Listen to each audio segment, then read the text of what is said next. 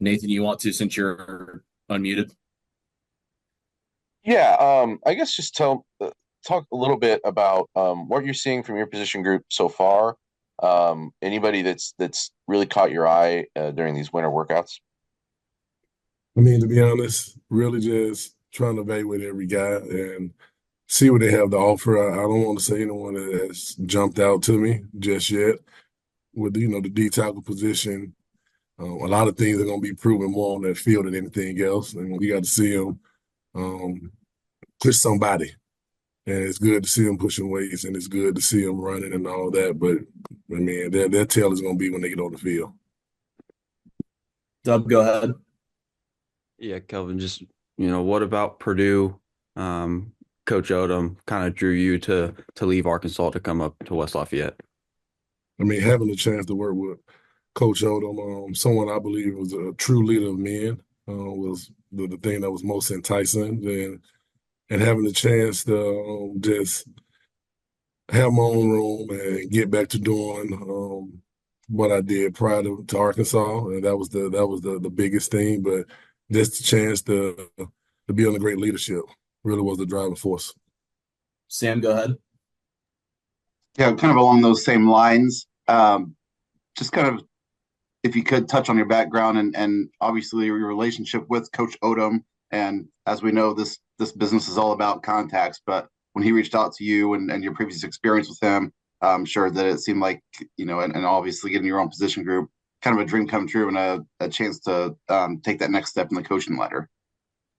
Well, it was even when I got the call to go from Delta State, where I was the DC at the time, and work with linebackers, work with D line. I was there for 9 seasons under Coach Cooley, and having the chance to go to Arkansas and work under Coach Odom and work with Coach Shear, and it was a blessing and an opportunity to be able to different leadership and learn, and to also be able to bring ideas and things that I had done prior to. And so when I had opportunity to come here and be with Coach Odom, it was a no-brainer.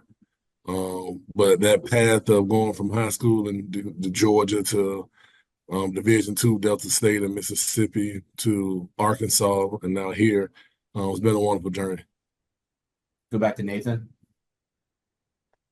Yeah, there's other coaches who've come in for this who or come in with Coach Odom who are getting to know each other. Seems like there's a little bit more familiarity between you, Jake Trump, and Coach Shearer, as you said. Just how is that helping get things started as you're trying to decide what this is going to look like from a defensive line standpoint?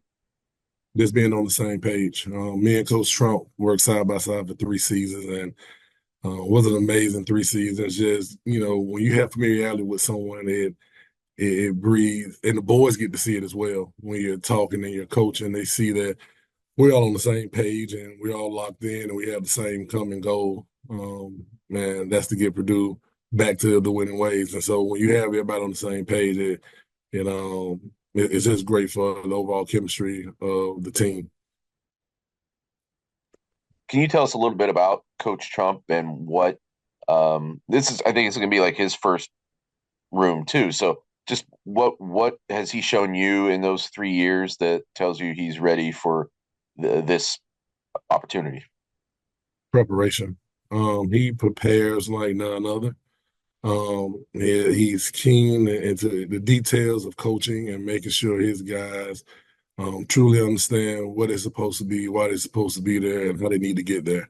And he process driven, and his teaching and his progressions that he go through, um, some of the best I've ever been around. And I think more than anything, it was his time, and I think that's why he's prepared and ready. Just working side by side with him, being I was a DC prior, and you see someone who's so detailed in what they do, you can't help but know that he's ready, he's prepared for it.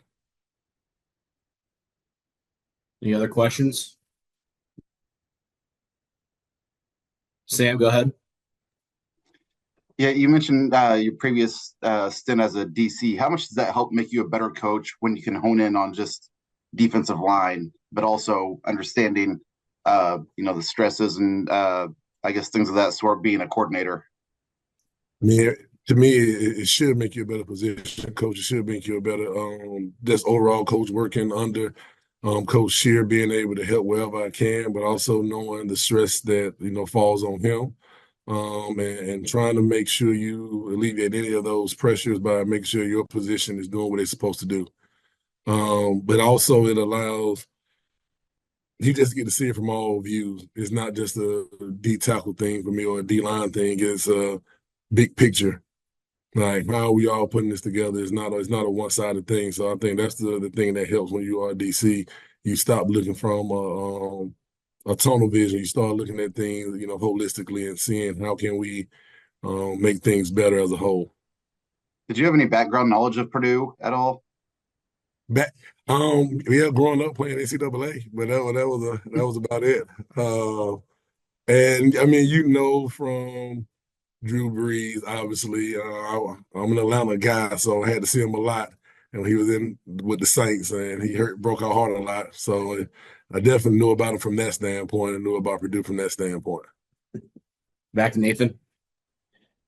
Yeah, obviously, as you guys are putting this roster together, it's just about getting a lot of guys who can play. As you're going forward, 2026 recruiting and beyond, when it comes to the defensive line, are you looking for certain attributes in your defensive linemen, either the guys that tackle, the guys that end? Do you have preferences as to what kind of athletes you're getting for those spots? I mean, I think we all have standards of things that we want to look for, but we need football players. We need really, really good football players. And I think that's the standard going forward. Make sure we got guys that love the game and want to play the game, want to play the game the right way, and want to do it on and off the field, and want to do it for this university to have pride when they play the game. I think those are the characteristics and things we really need in guys. Pride playing the game, pride playing for their school.